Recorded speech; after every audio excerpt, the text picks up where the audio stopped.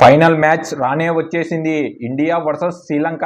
ఈ మ్యాచ్ అయితే big match అని చెప్పాలి. టీమిండియా లాస్ట్ మ్యాచ్లో చిత్తుగా ఓడిపోయి వస్తున్నారు. ఆ కొలాప్స్ని ఎలా తట్టుకుంటుంది, ఎలా కంబ్యాక్ అవుతారు అనేదే మనం గ్రహించాలి.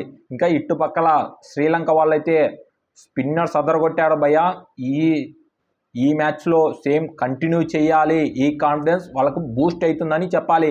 సిరీస్ని అయితే కైవసం చేసుకోవాలనే వాళ్ళు పట్టుదలగా ఆడతారని చెప్పాలి. టీమిండియా లెవెల్ చేస్తుందే, వాళ్ళకి అప్పగిస్తుందా, ఆ మొత్తం అంతా మనం డీటెయిల్స్గా మాట్లాడదాం. ఫస్ట్ టీమిండియా గురించి ముఖ్యంగా మాట్లాడదాం. రోహిత్ శర్మ అయితే మంచి ఫామ్లో ఉన్నాడు. Back to back half century చేసి వస్తున్నాడు. ఈ మ్యాచ్లో సేమ్ కంటిన్యూ చేయాలి. అతని ఫ్యాన్స్ అయితే కోరుకునే సెంచరీ చేయాలి, మ్యాచ్ ఖతం చేయాలి అతను అని అనుకుంటారు. మనం కూడా ఆశిద్దాం. అతను త్వరగా అవుట్ అయిపోతున్నాడు, 50 కన్నా 60 కన్నా. అది వద్దు, మనకు మ్యాచ్ ఖతం చేయాలి. ఎందుకంటే మిడిల్ ఆర్డర్స్ మనకు అంత స్టేబుల్గా ఆడట్లేదు, కాన్ఫిడెన్స్ ఇవ్వట్లేదు. వీళ్ళపైన భారం పడితే ఇబ్బంది పడతారు. అదే రోహిత్ శర్మ అంటే కాన్ఫిడెన్స్గా ఉంటుంది.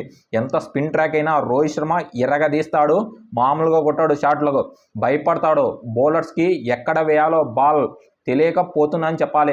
అతని కానించి కెప్టెన్ ఇన్నింగ్స్ వస్తుందని చెప్పాలి. ఇంకా శుభ్మన్ గిల్ ఎక్కువ బాల్స్ తింటున్నాడు. దానివల్ల టీమిండియాకి కొద్దిగా ఇబ్బంది వస్తుందని చెప్పాలి. రోహిత్ శర్మ మీద ప్రెజర్ వస్తుంది. ఆ ప్రెజర్ రోహిత్ శర్మ వల్ల ప్రతి బాల్ కొట్టబోయి అవుట్ అవుతున్నాడని చెప్పాలి. శుభ్మన్ గిల్ కూడా అప్పుడప్పుడు రిస్క్ తీసుకోవాలి. రిస్క్ గేమ్ ఆడితే మనకు మంచిది, పాజిటివ్ అప్రోచ్తో. ఇంకా కింగ్ కోహ్లీ, అతని యావరేజ్ 19 భయ. చాలా దారుణంగా ఆడినాడు కోహ్లీ అయితే. నాకైతే చాలా అంటే ఒక ప్లేయర్కి అలా జరగడం కామన్, కానీ కంబ్యాక్ కావాలి. విరాట్ కోహ్లీ ఛాంపియన్ ప్లేయర్, అతనైతే డెఫినెట్లీగా కంబ్యాక్ అవుతాడని చెప్పాలి. అందులో వాండర్ షేక్ అయితే అవుట్ అయినాడు భయ్య. అది గూగులీ పడి అవుట్ అయినాడు. ఇంకా దాన్ని తప్పుగా అంచనా వేయకూడదు. ఇంకా ముఖ్యంగా అతనైతే బాగా ప్రాక్టీస్ సెషన్లో బాగా ఆడుతున్నాడు. స్పిన్ ఇక్కడ కూడా కంటిన్యూ చేయాలి బాగా అని చెప్పాలి. ఇంకా శ్రేయస్ అయ్యర్ స్పిన్ మంచిగా ఆడుతున్నాడు, కానీ నిన్న మ్యాచ్లో డైరెక్ట్గా 6th వచ్చాడు కదా, ఆ ఫంక్ అంతా మ్యాచ్ మీద పడింది. ఆ ప్రెజర్ వల్ల అతను కూడా డిఫెన్స్లో ఆడుతున్నాడు. డిఫెన్స్ ఆడకూడదు, దానివల్ల ఇబ్బంది పడతాడని చెప్పాలి టీమిండియా. ఇంకా కేఎల్ రాహుల్, అతను కూడా మంచి ఫామ్లోనే ఉన్నాడు, కానీ ఇక్కడ ఒకటి క్రియేట్ అయింది కదా, రిషబ్ పంత్ కేఎల్ రాహుల్ అనేది పెద్ద డైల్మాల్లో పడింది. అందుకు అతని పొజిషను 6th వస్తుంది, 7th వస్తుంది. లాస్ట్ మ్యాచ్లో చాలా దారుణంగా ఆడినాడని చెప్పాలి. డ్రైవ్ వేశాడు ఆ పిల్లోడు.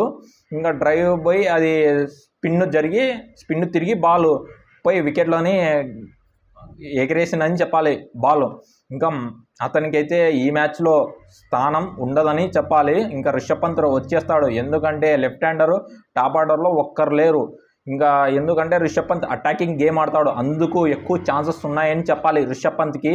ఇంకా అతని యావరేజెస్ బెస్టే, కానీ ఇక్కడ టీమిండియాలో ఓపెనింగ్ నుంచి 4-5 వరకు ఎవరు లేరు, అందుకు ఎక్కువ ఛాన్సెస్ ఉన్నాయని చెప్పాలి రిషబ్ పంత్.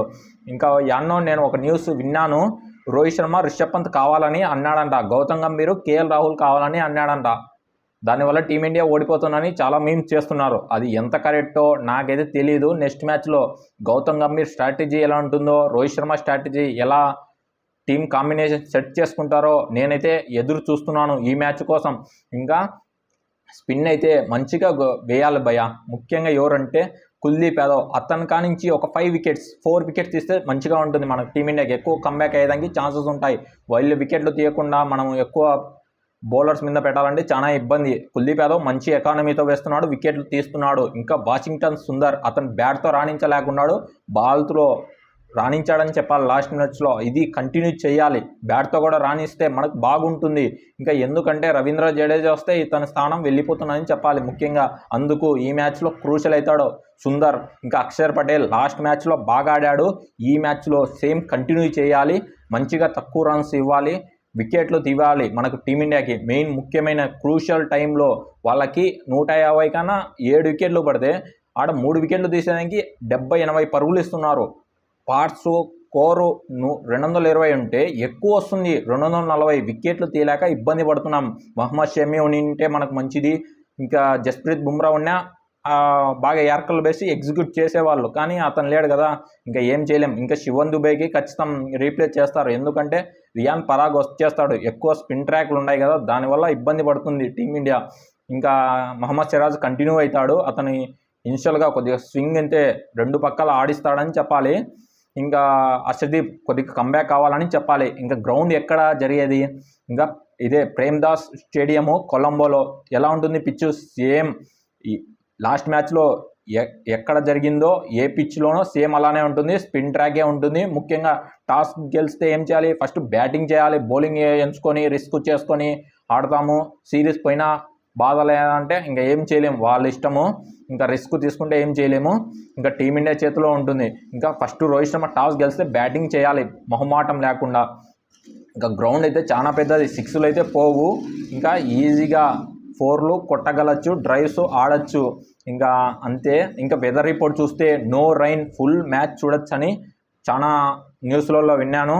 ఇంకా మీరు టీవీలో చూడాలంటే సోనీ నెట్వర్క్లో చూడండి. ఇంకా మీరు మొబైల్లో చూడాలంటే సోనీ స్పోర్ట్స్ 4, 5, 6లో వచ్చేస్తుంది. హెచ్డీలో కూడా టెలికాస్ట్ అవుతుంది. ఇంకా ఇది శ్రీలంక వాళ్ళది కూడా కొద్దిగా మాట్లాడదాం. పతున్ నిషంక మంచి ఫామ్లో ఉన్నాడు. లాస్ట్ మ్యాచ్లో మంచి డెలివరీకి అవుట్ అయినాడని చెప్పాలి. ఈ మ్యాచ్లో రన్స్ చేయాలి, సిరీస్ డిసైడర్ కదా అని అనుకుంటాడు. ఇంకా కుశాల్ మెండిస్ లాస్ట్ మ్యాచ్లో మంచి టచ్ లేకొచ్చాడు. ఆ టచ్ డెడికేషన్ చూపిస్తాడు ఈ మ్యాచ్లో కూడా. జయసూర్య వాళ్ళకి ఇచ్చేసింటాడు కోటింగ్ అని చెప్పాలి. కుశాల్ పెరేరా లాస్ట్ మ్యాచ్లో హాఫ్ సెంచరీ చేశాడు, మంచి ఇన్నింగ్స్ ఆడినాడు. ఈ మ్యాచ్లో కొద్దిగా రన్ చేయాలి అని ప్రతి ఒక్కరికి ఒక మోరల్ బూస్ట్ అయింటుందని చెప్పాలి వీళ్ళ టీంలో. ఎందుకంటే మామూలుగా ఆడలేదు భయ. లాస్ట్ మ్యాచ్లో ఒక 150కి అవుట్ అవుతారని అనుకుంటే 240కి లాక్కొచ్చారంటే హ్యాట్స్ ఆఫ్ చెప్పాలి ఫస్ట్ వీళ్ళకి, శ్రీలంక వాళ్ళకి. ఇంకా అసరంగా లేండి రూల్ అవుట్ అయినాడు. ఇంకా వండర్ హుసే అతనైతే మంచి పర్ఫార్మెన్స్ ఇచ్చాడు భయ. ట్రీట్ టు వాచ్ అనేది చెప్పాలి. ధనుంజయ అతనైతే ఆ స్పిన్నర్ కదా, మంచిగా వేస్తున్నాడని చెప్పాలి. ఇంకా ఫెర్నాండో అయితే రావచ్చు, రాకపోవచ్చు. అతని ఫిట్నెస్ బాగుంటే రావచ్చు అని చెప్పాలి. ఇంకా అసిత అతను కూడా ఫాస్ట్ బౌలర్. బాగా ఇనిషియల్గా కొద్దిగా స్వింగ్ చేస్తున్నాడు. మంచి బాల్ పడుతుంటే కొద్దిగా లోపలికి బయటకి తెస్తున్నాడు అని చెప్పాలి. అస్సలంక అతను కూడా ఫామ్లో ఉన్నాడు. మంచిగా బ్యాట్తో రాణించలేదు, కానీ బాల్తో బాగా రాణించాడని చెప్పాలి. ఇంకా ఇతను ఉన్నాడు కదా వెల్లంగి, సూపర్ బ్యాటింగ్ చేస్తున్నాడు భయ. అతనికైతే ట్రీట్ టు వాచ్. సార్లు చూడాలనిపిస్తూనే ఉంటుంది నాకైతే బ్యాటింగ్. ఇంకా అది కంటిన్యూ చేయాలి అని అనుకుంటాడు ఈ మ్యాచ్లో. ఇంకా జనేత్ లాయింగే అతను కూడా ఒక ఆల్రౌండరు, మంచిగా ఆడాలని అనుకుంటాడు. సమర విక్రమ అతను మంచి బ్యాట్స్మెన్. అతను కూడా ఒక డెడికేషన్ చూపించాడు లాస్ట్ మ్యాచ్లో, అది కంటిన్యూ చేయాలని అనుకుంటాడు. ఇది 2 టీమ్స్ కథ. ఇంకా ఫస్ట్ ఇండియా ప్లేయింగ్ 11 చెప్తాను, కొన్ని మార్పులు చేసుకొని వస్తాడు. First Rohit Sharma captain, second Shubman Gill, third Virat Kohli, fourth depends upon వికెట్లు పడితే రిషబ్ పంత్ వస్తాడు, లేకపోతే శ్రేయస్ అయ్యర్ కంటిన్యూ అవుతాడని చెప్పాలి.